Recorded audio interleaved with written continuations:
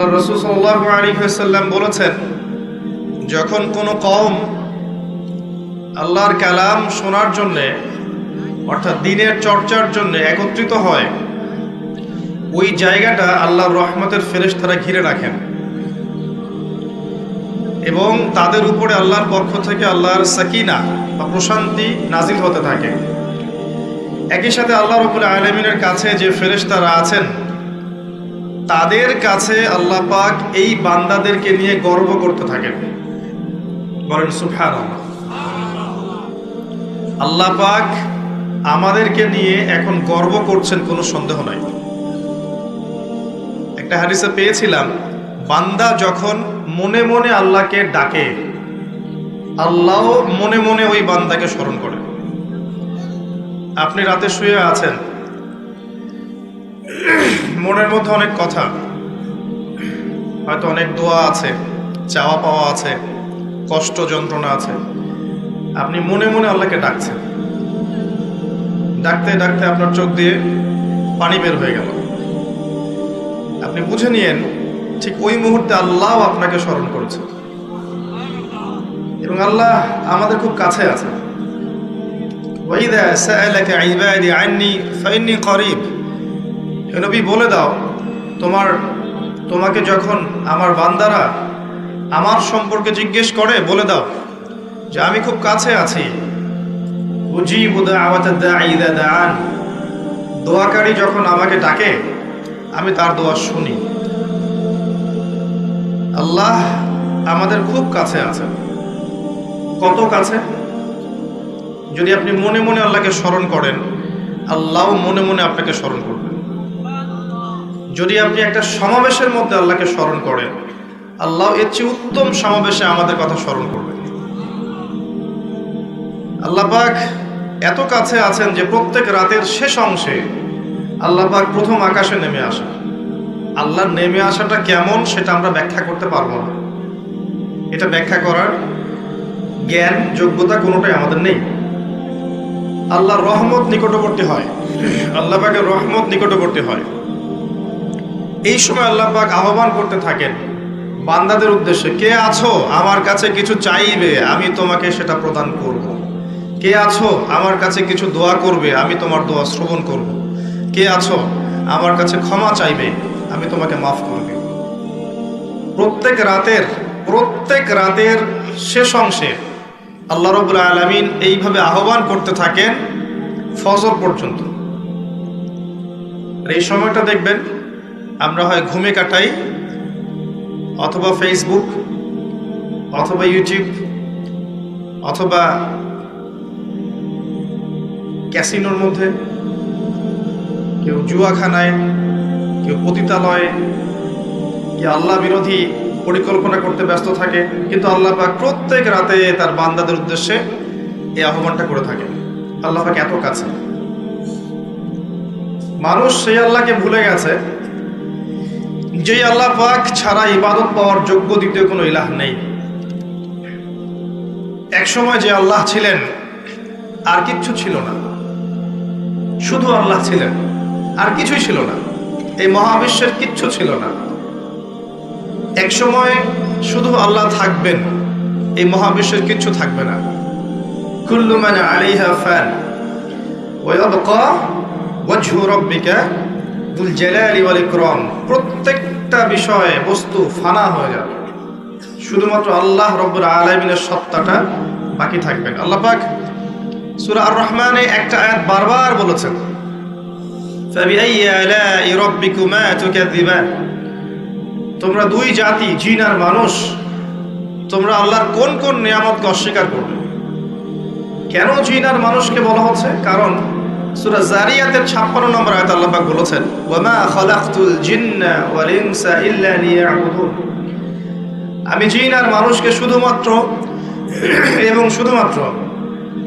আমার ইবাদত করার জন্য সৃষ্টি করেছি। এই কারণে জিন আর মানুষকে উদ্দেশ্য করে আল্লাহ পাক সূরা আর রহমানে বারবার বলছেন, তোমরা আমার কোন কোন নিয়ামতকে অস্বীকার করবে। আল্লাহ রাব্বুল আলামিন এই সূরার মধ্যে বলেছেন যে আল্লাহ পাক তার সৃষ্টির এই যে কাজ, এতে ব্যস্ত থাকেন। প্রত্যেকটা মুহূর্ত তিনি ব্যস্ত থাকেন। তবে সানাফরুগু লাকুম আইয়ুহাস সাকালান, শীঘ্রই তোমাদের দুই জাতির জন্য আমি ফারেক হচ্ছি, দাঁড়াও, তোমাদের বোঝাপড়ার জন্য শীঘ্রই আমি ফারেক হচ্ছি, থামো। সানাফরুগু লাকুম আইয়ুহাস সাকালান, এই আয়াতটা এই সূরার মধ্যে একটা ভয়ঙ্কর আয়াত। আল্লাহ পাক জিন আর মানুষকে বলছেন আমি বিজি আমার কাজে, কিন্তু তোমাদের জন্য আমি শীঘ্রই ফারেক হব। কিয়ামত ঘটানোর পরে তোমাদের হিসেব নিকেশের জন্য আমি শীঘ্রই নিজেকে ফারেক করছি, ওয়েট করতে থাকো, জাস্ট ওয়েট এন্ড সি। মানুষ সে আল্লাহকে ভুলে গেছে যে আল্লাহ রাব্বুল আলামিন এখন জানেন যে আপনি কতদিন বাঁচবেন, জীবনে কি করবেন, কোন দিন আপনি কোন কোন বেলায় কি কি খাবার খাবেন, কোথায় কোথায় আপনি কি কি পাপ করবেন এবং কোথায় কোথায় আপনি কি কি পুণ্য করবেন, আল্লাহ পাক এখনই জানেন। আল্লাহ পাক জানেন আমাদের মধ্যে এখানে বসে থাকা প্রত্যেকটা মানুষ কে কোথায় কিভাবে মারা যাবে, কার জীবনে কি আছে, কার পরকালে কি আছে। আমাদের এখানকার মানুষদের মধ্যে কে কবরের প্রশ্নের উত্তর দিতে পারবে, কে পারবে না, আল্লাহ এখনই জানেন। আল্লাহ পাক এখনই জানেন, এই মুহূর্তেই জানেন যে আমাদের মধ্যে কয়জন মানুষ এখানকার মধ্যে জান্নাতে যাবে। আর জান্নাতে যাওয়ার কোটি কোটি বছর পরে ওই বান্দারা কি কি নিয়ামত ভোগ করবে, আল্লাহ পাক এখনই রাইট নাও সেটা জানেন। আপনাকে আমি আল্লাহ চিনাচ্ছি, আল্লাহ পাক সেই সত্তা যে আমাদের মধ্যে কে কে জাহান্নামে যাবে বা যাবে কি যাবে না, আল্লাহ পাক এই মুহূর্তে সেটা জানেন। এবং জাহান্নামে যাওয়ার কোটি কোটি বছর পর তাদেরকে কি শাস্তি দেওয়া হবে, আল্লাহ এখনই সেটা জানেন। আল্লাহ পাক জানেন এই পৃথিবীর আগামী ভবিষ্যৎ কি, এই পৃথিবীবাসীর ভবিষ্যৎটা কি, কোথায় যাচ্ছে বিশ্ব, আল্লাহ এই মুহূর্তে জানেন। আল্লাহর জ্ঞানের মধ্যে সব কিছু আছে। শুধু তাই না, পৃথিবীর শুরু থেকে নিয়ে শেষ দিন পর্যন্ত মানব জাতি পৃথিবীর বুকে কি করেছে না করেছে, আল্লাহ পাক প্রত্যেকটা বিষয় লিখে রেখেছেন। ওয়ামা কানা রাব্বুকা নাসিয়া, এবং আপনার রব কিছু ভুলে যান নাই। পৃথিবীতে কোথায় কে কোন জুলুম করেছে, কে কোথায় জিনা করেছে, কে কোথায় মদ খেয়েছে, কে কোথায় নামাজ পড়ে নাই, কে কোথায় শিরক করেছে, কে কোথায় বেদাত করেছে, কে কোথায় সুদ খেয়েছে, কে কোথায় মানুষকে হত্যা করেছে, কোন জালেম কোথায় কোথায় মাজলুমদের উপর অত্যাচার করেছে, আল্লাহ পাক সব লিখে রেখেছেন। এটা হচ্ছে আমাদের রব। পৃথিবীতে আমরা যখন ছিলাম না, আল্লাহ রাব্বুল আলামিন আমাদেরকে রূহের জগতে রেখেছিলেন, আলমে আরওয়াহ বা রূহের জগতে। সেখানে আমাদের আত্মাগুলো ছিল। এই আত্মাগুলোকে একত্রিত করে আল্লাহ পাক জিজ্ঞাসা করেছিলেন, আলাস্তু বিরব্বিকুম, আমি কি তোমাদের রব নই? সবাই আমরা বলেছিলাম, আমরা যারা আছি এখন, জীবিত মৃত ভবিষ্যতে আসবে, আমরা সবাই এক বাক্যে বলেছিলাম, বালা, অবশ্যই আপনি আমাদের রব। আমাদের মনে পড়ে? মনে পড়ে না। এই কথাটা মনে করিয়ে দেওয়ার জন্যই আল্লাহ পাক প্রত্যেক যুগে যুগে অসংখ্য নবী রাসূল পাঠিয়েছেন, আসমানি কিতাব পাঠিয়েছেন, যাতে করে ওই কথাটা মনে করিয়ে দেওয়া যায়। কথা বুঝতে পারছেন? আলাস্তু বিরব্বিকুম, আমরা বলেছিলাম বালা, অবশ্যই আপনি আমার রব। সেখান থেকে আমাদের এই যে মাটির দেহ, এর মধ্যে রূহ দেয়া হলো। মাটির দেহটা কিন্তু আপনি না, ওই রূহটা হচ্ছেন আপনি। কারণ আপনার দেহটা পচে যাবে, আপনার আমার দেহের সৌন্দর্য থাকবে, বয়স থাকবে, পচে যাবে, নষ্ট হয়ে যাবে। আপনার রূহ এটা কিন্তু মরবে না। ওই রূহের জগৎ থেকে রূহটা পাঠানো হয়েছে মায়ের গর্ভে। মায়ের গর্ভ থেকে এই যে দুনিয়ার জীবনে, দুনিয়ার জীবন থেকে হয় ইল্লিনে যাবে, না হলে সিজ্জিনে।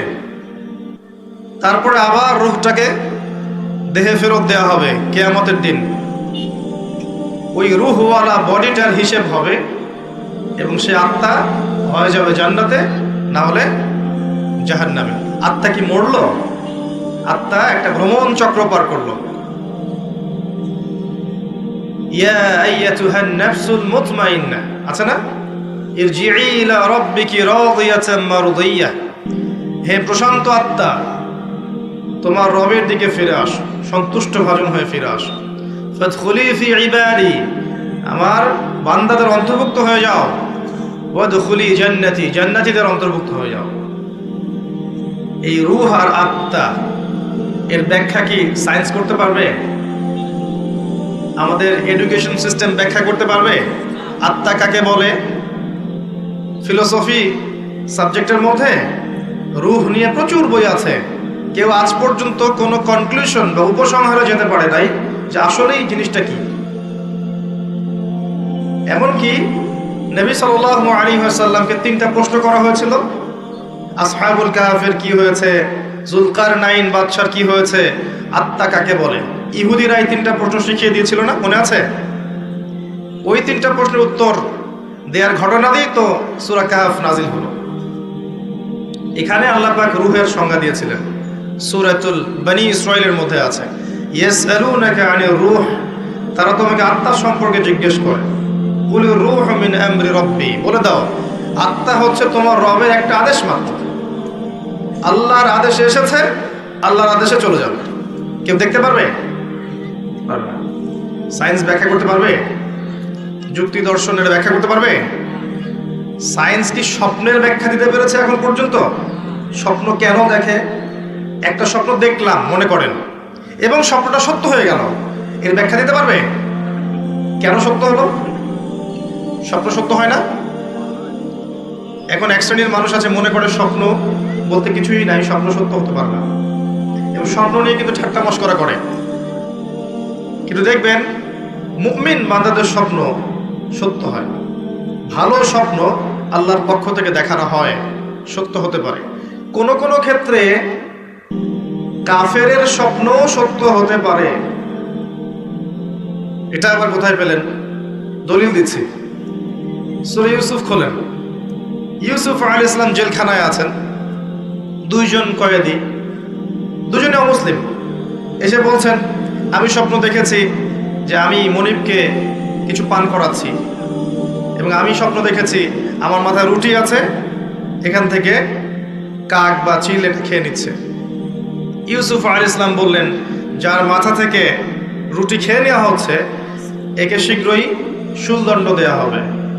তাই হলো। আর যে পান করাচ্ছে একে মুক্ত করে দেওয়া হবে। ওই 2 ব্যক্তি কি মুসলিম ছিলেন? সত্য স্বপ্ন দেখেছেন আল্লাহর পক্ষ থেকে। নবুয়তের 46 ভাগের 1 ভাগ কিন্তু সত্য স্বপ্ন। তো শেষ জামানায় মুমিনরা বেশি বেশি সত্য স্বপ্ন দেখতে পারে, এবং এগুলো ফলতেও পারে। যদি প্রসঙ্গটা এসেই গেছে বলে দিচ্ছি আপনার কাছে, বেশিরভাগ স্বপ্নই অহেতুক চিন্তাবশত মানুষ দেখে থাকে। আরেক প্রকার স্বপ্ন মানুষ শয়তানের পক্ষ থেকে দেখে। আরেক প্রকার স্বপ্ন আছে যেটা আল্লাহর পক্ষ থেকে মানুষকে দেখানো হয়, সত্য স্বপ্ন। তা আমি রূহের কথা বলছিলাম, আমরা রূহের জগতে ছিলাম, সেখান থেকে এই রূহের চক্র ভ্রমণ করছে। এই ভ্রমণ চক্রের মধ্যে একটা সময় দেখেন আপনি, শুধু মায়ের গর্ভ থেকে নিয়ে এই যে পৃথিবীর জীবনটুকু, এটাই হচ্ছে আপনার আমার দুনিয়ার হায়াত। কিন্তু রূহের হায়াত নয়, আপনার আমার দুনিয়ার জীবনের হায়াত, রূহের হায়াত নয়। রূহ সৃষ্টি করা হয়েছে আরো অনেক আগে। আমার কথা বুঝতে পারছেন? আমি সহজ করবো ইনশাল্লাহ, আমাকে সহজ করতে বলা হয়েছে। রূহ সৃষ্টি হয়েছে, আল্লাহ সৃষ্টি করেছেন আরো অনেক আগে, সেটাকে পাঠিয়েছেন দুনিয়ায় মায়ের গর্ভে। এই মায়ের গর্ভ থেকে মৃত্যু পর্যন্ত এই 50, 60, 70, 80, 100 বছর জীবনটা, এটা আপনার দুনিয়ার হায়াত। এই দুনিয়ার হায়াতটাকে আল্লাহ বলেছেন শস্য ক্ষেত, কাজের জায়গা, ফলাফল গ্রহণের জায়গা নয়। মনে রাখবেন, এখানে রেজাল্ট পাওয়া যাবে না, এটা পরীক্ষার হল। এখানে রেজাল্ট দেওয়া হবে না, কে ভালো কে মন্দ, কে জয়লাভ করলো কে পরাজিত হলো, কে সত্য কে মিথ্যা, এটা এখানে প্রমাণ সবসময় নাও হতে পারে। এটা রেজাল্ট দেওয়ার জায়গা নয়। রেজাল্ট দেওয়ার জায়গা হচ্ছে পরে, কিয়ামতের মাঠে। এরপরে রূহটা চলে যাবে হয় ইল্লিনে, এল্লিন কোথায়? উপরে, আর সিজ্জিন নিচে। ভালো মানুষ হলে আত্মা চলে যাবে ইল্লিনে, আর মন্দ হলে, কাফের, ফাসেক, জালেম, মুশরিক, মুনাফিক হলে আত্মা যাবে সিজ্জিনে। সূরা মুতাফফিফিন পড়ে দেখেন, এখানে সব লেখা আছে। তো ইল্লিন সিজ্জিনে আত্মাগুলো আযাব ভোগ করবে অথবা শান্তি পাবে।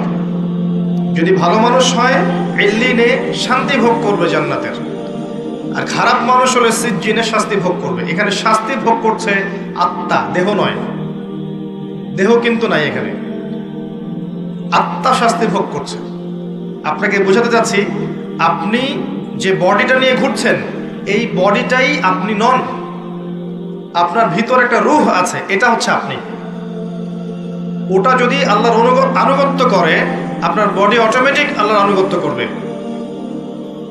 যখন আপনার রূহের মধ্যে কলুষতা আসবে, আত্মার মধ্যে নোংরামি, কলুষতা, কুৎসিত চিন্তা ভাবনা, আকীদা, আমল দিয়ে ভরে যাবে, তখন দেহ আপনার রূহের আনুগত্য করবে না। এই রূহটাকে পবিত্র করার জন্যই আল্লাহ রাব্বুল আলামিন যুগ যুগ অসংখ্য নবী রাসূল পাঠিয়েছেন এবং তারা তাসকিয়া করেছেন, মানুষের আত্মশুদ্ধির কাজ করেছেন। আমি পরে আসছি কিভাবে আপনি আত্মশুদ্ধিতে যাবেন। এই যে হায়াতটুকু আপনাকে দেয়া হয়েছে, এটা কর্মের জীবন। পরবর্তীতে আপনি ফলাফল পাবেন ইল্লিনে বা সিজ্জিনে। তারপরে তাকে তোলা হবে কিয়ামতের মাঠে হিসাবের জন্য, যেখানে আরো 5টা প্রশ্ন করা হবে। কবরে 3টা, কিয়ামতের মাঠে 5টা। কবরে কয়টা? 3টা। কিয়ামতের মাঠে আরো 5টা। কবরে 3টা তো জানেন, মান রব্বুক, তোমার রব কে। দুনিয়াতে কেউ যদি আল্লাহর সাথে শিরিক করে থাকে, বিনা তওবায় মারা যায়, সে ব্যক্তি মান রব্বুক প্রশ্নের উত্তর দিতে পারবে না, ফুল স্টপ। মা দীনুক, তোমার দিন কি। পৃথিবীতে কেউ যদি দিন ইসলামকে পরিপূর্ণরূপে গ্রহণ না করে, হাসি ঠাট্টার ছলে গ্রহণ করে থাকে, সে কোশ্চেন কালেও এই প্রশ্নের উত্তর দিতে পারবে না, তোমার দিন কি, ফুল স্টপ। মান নবিয়ুক বা মান হাদার রাজুলু বুইসা ফীকুম, পৃথিবীতে কেউ যদি নবী সাল্লাল্লাহু আলাইহি ওয়াসাল্লামের সুন্নতের উপর না থাকে, অন্যের আদর্শ গ্রহণ করে তাকে বাদ দিয়ে, সে কোশ্চেন কালেও এই প্রশ্নের উত্তর দিতে পারবে না, ফুল স্টপ। যারা তাওহীদের উপর থাকবে তারা মান রব্বুক উত্তর দিতে পারবে। যারা দ্বীন ইসলামকে পরিপূর্ণরূপে গ্রহণ করবে তারা মা দীনুক উত্তর দিতে পারবে। যারা পৃথিবীতে শুধু নবী সাল্লাল্লাহু আলাইহি ওয়াসাল্লামের সুন্নাহর উপর চলবে, অন্য কাউকে আদর্শরূপে গ্রহণ করবে না, তারা মান নবিয়ুক উত্তর দিতে পারবে ইনশাআল্লাহ। এরপরে আরো একটা প্রশ্ন করা হবে, যদি 3টা পারা যায়। তুমি কিভাবে এগুলো জানলে? এগুলো তো সবাই জানে না। হয়তো 999 জন মানুষই বলতে পারবে না এই 3টা প্রশ্নের উত্তর কি কি। এই ইকুয়েশনটা কোথায় পেলাম? এটা পেলাম ওই হাদিস থেকে যে কিয়ামতের মাঠে আদম আলাইহিস সালামকে ডাকা হবে, ডেকে বলা হবে তোমার সন্তানদের মধ্য থেকে জাহান্নামীদেরকে আলাদা করে দাও। আদম আলাইহিস সালাম বলবেন কতজনকে হে আল্লাহ? আল্লাহ বলবেন 1999 জনকে জাহান্নামের জন্য আলাদা করে দাও। নাউযুবিল্লাহ ওয়া ইন্না লিল্লাহি ওয়া ইন্না ইলাইহি রাজিউন। সহিহ বুখারীর হাদিস, 4 বার এসেছে হাদিসটা। তো পার্সেন্টেজটা আপনি বোঝেন। বেশিরভাগ মানুষই কবরের প্রশ্নের উত্তর দিতে পারবে না। তার মানে বেশিরভাগ মানুষ এই দুনিয়ার জীবনে, উম্মতে মুহাম্মাদের এই দুনিয়ার জীবনে শিরিক করবে, দ্বীন ইসলামকে পরিপূর্ণরূপে গ্রহণ করবে না এবং নবীর আদর্শ ছেড়ে অন্য আদর্শ গ্রহণ করবে। এটা হবে এই উম্মতের ক্ষেত্রে, এটা হবে। এই 3টা হচ্ছে আপনার কবরের প্রশ্ন। প্রশ্ন ফাঁস করা আছে, উত্তর সবাই দিতে পারবে না। আর আমর ইবনে আস রাদিয়াল্লাহু আনহু, বিখ্যাত সাহাবী, যিনি একসময় কাফের ছিলেন, পরে মুসলিম হয়েছেন। খালিদ বিন ওয়ালিদ রাদিয়াল্লাহু আনহুর সাথে খুব ভালো সম্পর্ক ছিল তার। পরবর্তীতে ওমর রাদিয়াল্লাহু আনহুর যুগে তিনি মিশরের গভর্নর হয়েছিলেন। মৃত্যুর সময় তিনি বলছেন যে একটা সময় ছিল যখন আমরা জাহেলিয়াতের মধ্যে ছিলাম, আল্লাহ যদি তখন আমার মৌত দিতেন তাহলে জাহান্নাম ছাড়া কোনো গতি ছিল না। এরপর আমি ইসলামের মধ্যে আসলাম এবং ভালো আমল করতে থাকলাম। এমন আমল করছিলাম যে ওই সময় যদি আল্লাহ আমার মৌত দিতেন তাহলে আমি হয়তো জান্নাতের ব্যাপারে নিশ্চিত থাকতে পারতাম। এরপরে আসলো কিছু কিছু ফিতনা। এখন আমি সেই ফিতনার যুগে মারা যাচ্ছি, আমি জানি না আমার সাথে কি হবে। বিখ্যাত সাহাবী আমর ইবনে আস রাদিয়াল্লাহু আনহুর কথা এটা। তিনি তখন বললেন, আমার মৃত্যুর পরে তোমরা আমার কবরের পাশে বসে থেকো, তাড়াতাড়ি চলে যেও না। আমার কবরের পাশে বসে থেকো, তাড়াতাড়ি চলে যেও না। একটা উট জবাই করে গোশতগুলো বন্টন করতে যত সময় লাগে, এতটুকু সময় তোমরা বসে থেকো, যাতে আমি প্রশ্ন উত্তরের প্রিপারেশন নিতে পারি। বিখ্যাত সাহাবীর উক্তি। উসমান রাদিয়াল্লাহু তাআলা আনহু জান্নাত জাহান্নামের বর্ণনা শুনে কাঁদতেন না। যখন কবরের কথা আলোচনা হতো, কবরস্থানে যেতেন, দরদর করে কাঁদতে থাকতেন। এরপর একটা সভ্যতা আসলো, আধুনিক সভ্যতা, যে সভ্যতা কবরস্থানকে লোকালিটি থেকে অনেক দূরে সরিয়ে দিল। সমাজ একটা, গ্রাম একটা, কবরস্থান অনেক দূরে। মানুষ মারা গেলে তাকে দূরে কবর দিতে যেতে হয়, তাই না? আর ওই যুগে এমন ছিল, কবরস্থান ছিল মসজিদের পাশে। এখনো দেখবেন নববী, মসজিদ নববীর পিছনে আছে না বাকিউল গারকাত, সাহাবীদের কবর। কারণ ছিল, যখন মানুষ এটা অতিক্রম করবে, প্রতিদিন নামাজ পড়তে যাওয়ার সময় 5 বার করে, তার মধ্যে পরকালের ফিকির হবে, কবরের কথা চিন্তা থাকবে, কান্না আসবে, দুনিয়ার জীবন এর তুচ্ছতা সম্পর্কে আমাদের ধারণা আসবে। একটা দাজ্জালীয় সভ্যতা যখন আসলো, এই সভ্যতা কবরস্থানকে আস্তে আস্তে দূরে সরিয়ে দিল। এখন বছরে একটা দিনও আপনারা কবরস্থানে যান কিনা সন্দেহ আছে। তাই মৌতের কথা মানুষের স্মরণ হয় না। আর তারা চায় যে আমরা মৃত্যুকে ভুলে যাই। তারা চায় যে আমরা মৌতকে ভুলে যাই, দুনিয়ার ভোগ বিলাস নিয়ে ব্যস্ত থাকি। এতে করে ওদের উদ্দেশ্য সফল হবে এবং আমাদেরকে ডমিনেট করা ওদের জন্য সহজ হবে। এই যুগে যা যা হচ্ছে, এগুলো কোনোটাই এমনি এমনি হয়নি। প্রত্যেকটা ঘটনার পিছনে কোনো না কোনো বিষয় আছে। এটা বুঝতে হলে আপনার নূর লাগবে। আমি বারবার একটা কথা বলেছিলাম, নূর লাগবে। নবীজি বলেছেন সাল্লাল্লাহু আলাইহি ওয়াসাল্লাম, ফিতনাটা এত ভয়াবহ হবে, অন্ধকার রাতে কালো পাথরের উপর কালো পিঁপড়া নীরবে হেঁটে গেলে যেমন হয়, ফিতনার ব্যাপারটা তেমন হবে। এত ডিফিকাল্ট। এখন আপনার পিএইচডি করার প্রয়োজন নাই যে এই ফিতনা চিনতে হলে আপনার কি লাগবে। কি লাগবে বলেন? আলো, নূর। আলো থাকলে আপনি দেখতে পাচ্ছেন, এই তো। এই নূর ওই কলুষিত আত্মা অর্জন করতে পারবে না। দুনিয়া পূজারী আত্মা দুনিয়াতে এসে দুনিয়া নিয়ে ব্যস্ত হয়ে আছে। দুনিয়া পূজারী, দুনিয়ার টাকা পয়সা, ব্যাংক ব্যালেন্স, বাড়ি গাড়ি, ভোগবিলাস, জেনা, মদ, পর্নোগ্রাফি, সুদখোর, ঘুষখোর, দুর্নীতিবাজ, জুলুমবাজ, এদের হৃদয়ের মধ্যে ওই নূর কখনো আসবে না। হৃদয়ে যদি এগুলো থেকে পবিত্র হতে পারে, তবে নিয়ে এর মধ্যে নূর আসতে পারে। হৃদয়কে এগুলো থেকে পবিত্র করার পর মনের মধ্যে যে হিংসাগুলো আছে, গীবত, তোহমত, সমালোচনা, অহংকার, এগুলো সংস্কৃতিগুলো আছে, এগুলো ত্যাগ করার পরে যখন মানুষ কোরআন ধরবে, হাদিস পড়বে, নামাজি হবে, তাহাজ্জুদ গোজার হবে, সুন্নার পাবন্দ হবে, হালাল খাবে, আদর্শ পরিবার গড়বে, ইসলামিক সমাজ গড়বে, আত্মশুদ্ধি অর্জন করবে, বেশি বেশি তেলাওয়াত করবে, জিকির আজগার করবে, আল্লাহকে ডাকবে, আল্লাহর ধ্যান করবে, আল্লাহর জিকির করবে, তাসবিহ তাহলিল করবে, মৌতকে স্মরণ করবে, পরকালকে স্মরণ করবে, প্রত্যেকটা কাজ আল্লাহকে সন্তুষ্ট করার জন্য করবে, তখন দেখবেন এই কলবগুলোর মধ্যে কি আসবে? আল্লাহর নূর আসবে ইনশাআল্লাহ। তখন সে ফিতনা রিকগনাইজ করতে পারবে, চিনতে পারবে ইনশাআল্লাহ। তো এই রূহটা যদি নূর দিয়ে আলোকিত করতে না পারি, পরকালে কবরেও নূর পাবো না, হাসরের মাঠেও কখনো নূর আসবে না। একটা আয়াত বলছি, সূরা হাদীদে আল্লাহ পাক বলেছেন, ইয়াউমা তারাল মুমিনিনা ওয়াল মুমিনাত ইয়াসআ নূরুহুম বাইনা আইদিহিম ওয়া বিআইমানিহিম।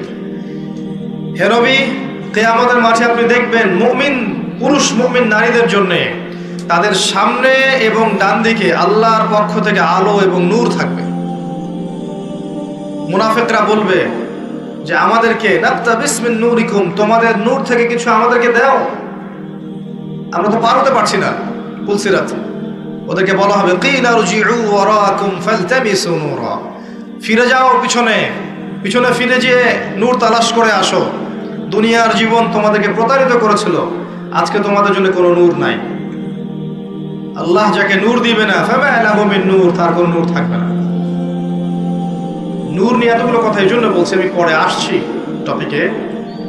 এই যুগে যদি আপনি চলতে চান, ফিতনাগুলো চিনে আল্লাহর পথে চলতে চান, এগুলো থেকে দূরে থাকতে চান, আল্লাহর আনুগত্য করতে চান, রাসূলের আনুগত্য করতে চান, পরিস্থিতি বুঝে এগোতে চান, আপনার বাহ্যিক চোখ যথেষ্ট না, আপনার নূর দরকার কলবের মধ্যে। বাহ্যিক চোখ দিয়ে আপনি সব বুঝতে পারবেন না।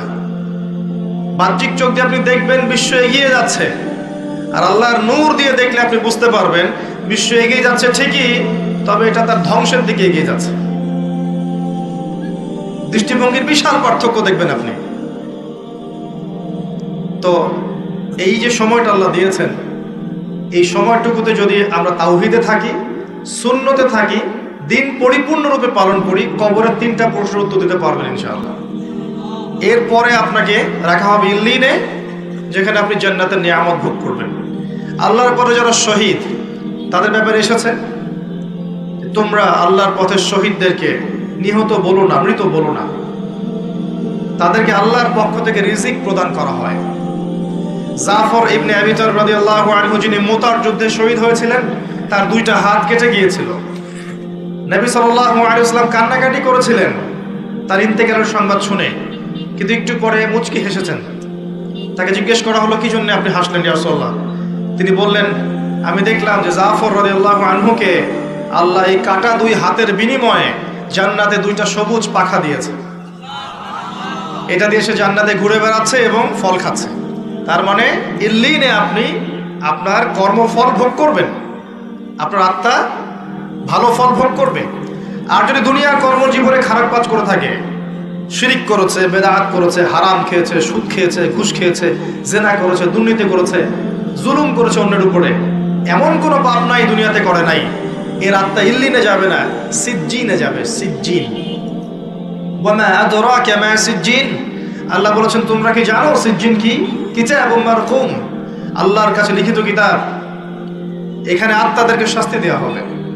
এই যে বারজাখের জীবনের শাস্তি নবীজি দেখে এসেছেন মেরাজের রাতে, সুদখোরদের মাথা ফাটিয়ে দেওয়া হচ্ছে, রক্তের নদীতে ফেলে মাথা ফাটিয়ে দেওয়া হচ্ছে, এতিমের মাল আত্মসাৎকারীরা জ্বলন্ত অঙ্গার গিলে খাচ্ছে, ব্যভিচারকারীদেরকে এই যে পচা গোশত খেতে দেওয়া হচ্ছে, মহিলা জেনাকারদেরকে এই যে বুকের মধ্যে হুক লাগিয়ে ঝুলিয়ে রাখা হয়েছে।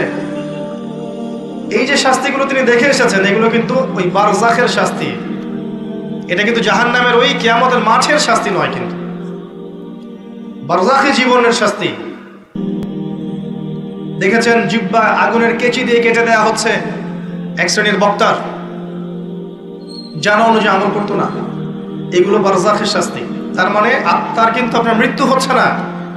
এই দুনিয়ার জীবনটাই সব নয়, তাহলে মৃত্যু হয়ে গেলেই সব শেষ হয়ে যাবে না, বরং আপনার আত্মা বাকি থাকবে। আত্মা হয় ইল্লিনে যাবে, না হলে সিজ্জিন। নিষ্কৃতি নাই কোনো, আমাদের কোনো নিষ্কৃতি নাই। আবু বকর সিদ্দিক রাদিয়াল্লাহু আনহু এই জন্য বলতেন, ইয়া লাইতানি লাউ কুনতু শাজারা, হায় আমার দুর্ভাগ্য যদি আমি এই গাছটা হয়ে যেতাম, যার কোনো হিসাব নিকাশ নাই। দুনিয়াতে এসেছি, কাজ করব, ভালো হলে ভালো, খারাপ হলে খারাপ। আত্মার নিষ্কৃতি নাই, ওকে ছেড়ে দেওয়া হবে না। এরপর কিয়ামতের মাঠে দেহটাকে আবার জীবিত করে আবার আত্মা দেওয়া হবে। দিয়ে কয়টা প্রশ্ন ভাই? আরো 5টা। এই 5টাও শোনেন। 1 নাম্বার, তোমার সারাটা জীবন কোন কাজে ব্যয় করেছো? নাম্বার 1।